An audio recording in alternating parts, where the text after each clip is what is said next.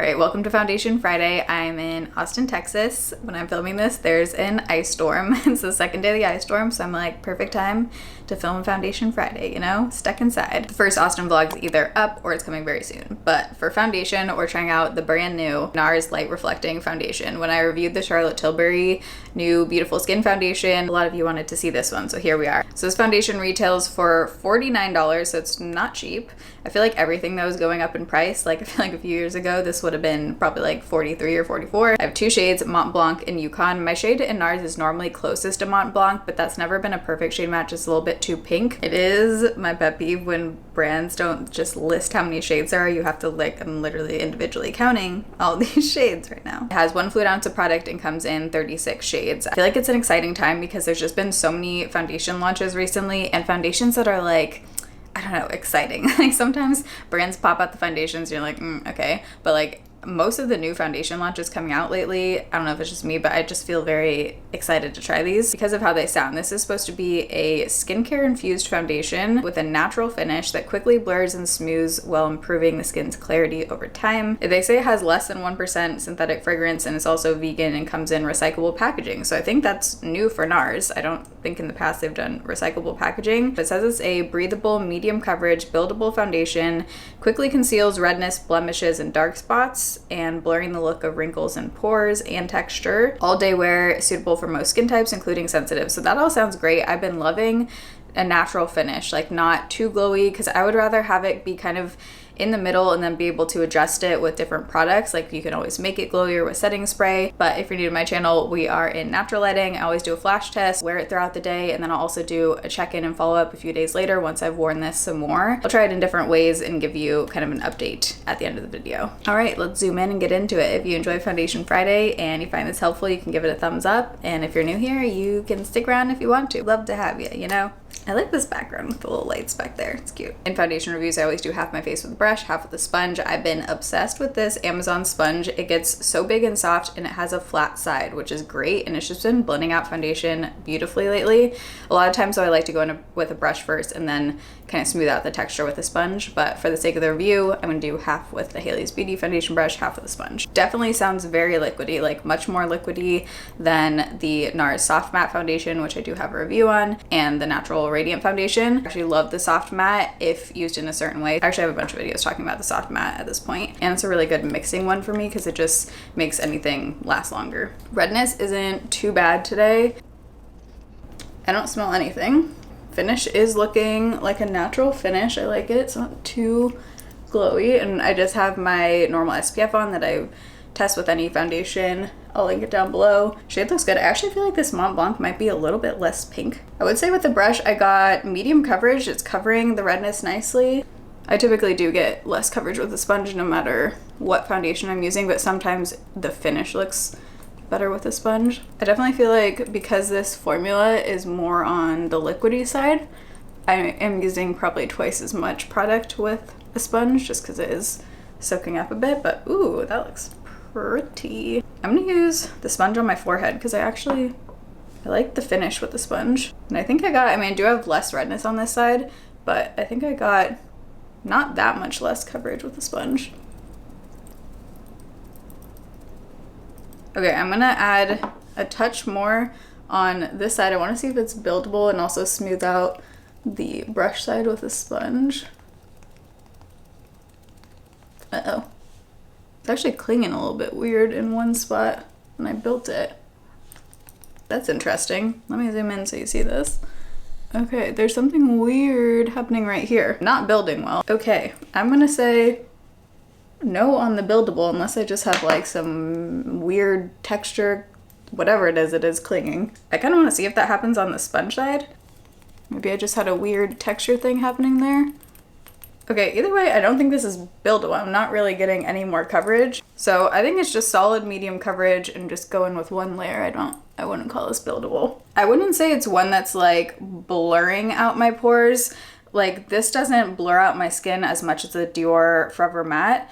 It doesn't look like, you know, softening. And on my forehead right here where I get texture, I mean, I can still see it. I wouldn't say it's like, you know, plumping, blurring, whatever, but it doesn't look bad. I do feel like this is one where I need a little something, like I might need like a little powder on my pores just to blur it out, or like a little bit of setting spray, but I'm not gonna do that today. I like to do that when I continue to test them, but not on the first impression, just so we can see first the foundation on its own. But right now it is 10 o'clock in the morning, so I'm gonna do the rest of my makeup and then I'll be back to do a check-in. We'll do a flash test and I'll show you real up close once the rest of my makeup's on. Okay, before I do the rest of my makeup, I did want to show you, because I just walked in the bathroom and this is still in natural lighting. I'm in front of a window, just a different window, but you can see that it definitely looks more dewy in this lighting. I would say the other one is more accurate because those are like two big windows.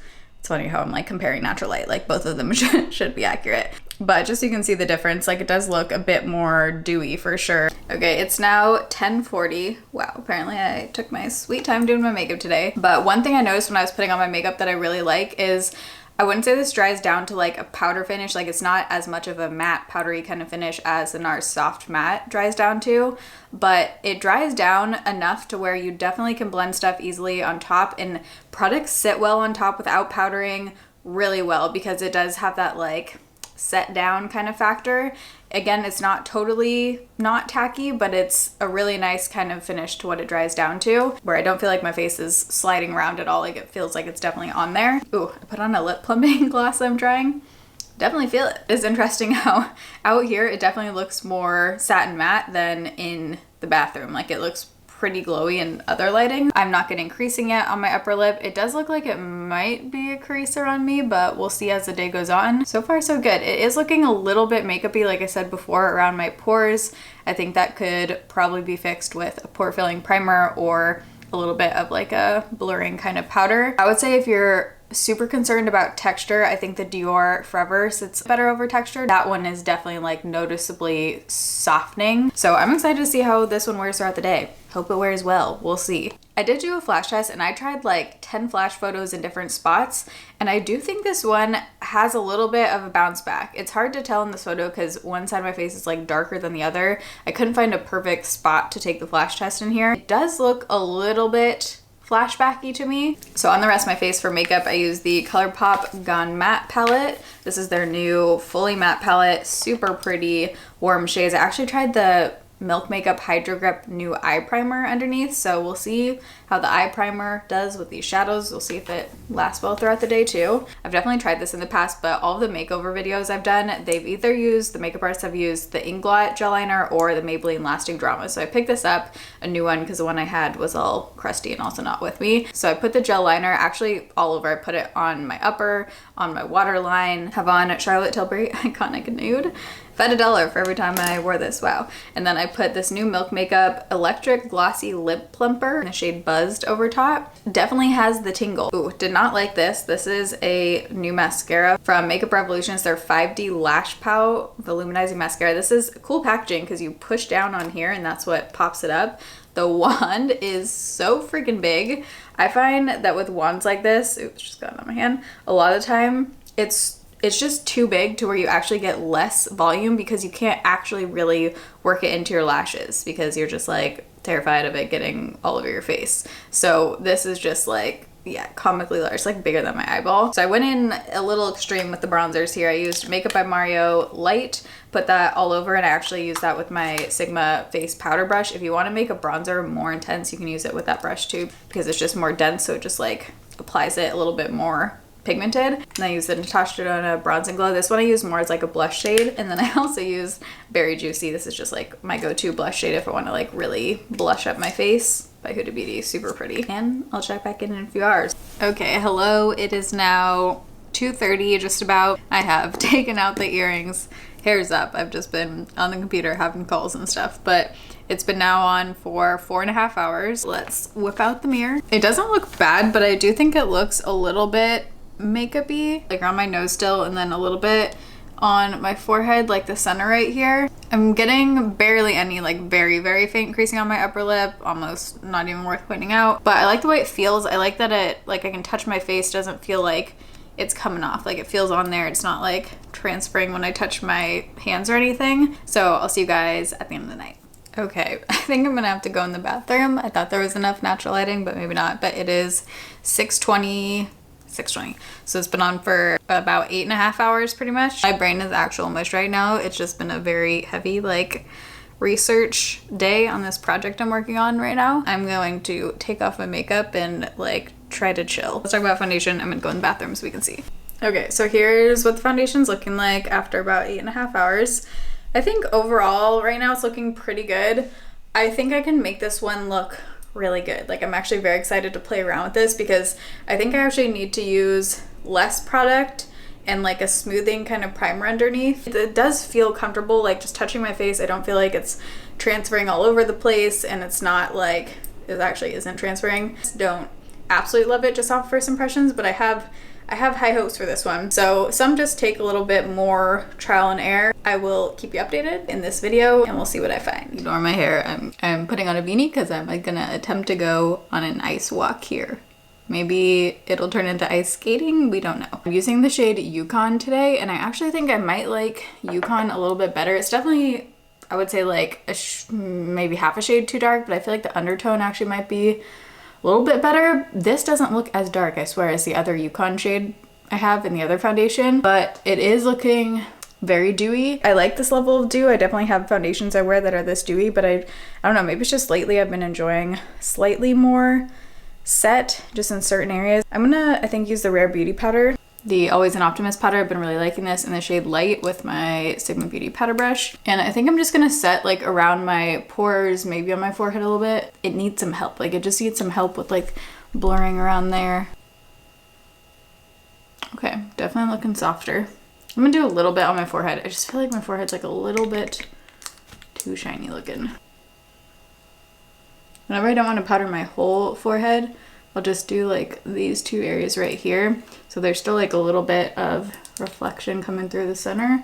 Okay, I think I'm liking that better. It's just like a little bit more matte in certain places, but I'm gonna go attempt to get outside for the first time in Austin. Okay, update again like 6 hours later. I did have a beanie on and then I was wearing a mask. So keep that in mind. Whenever I look at my face, I don't think it looks like amazing.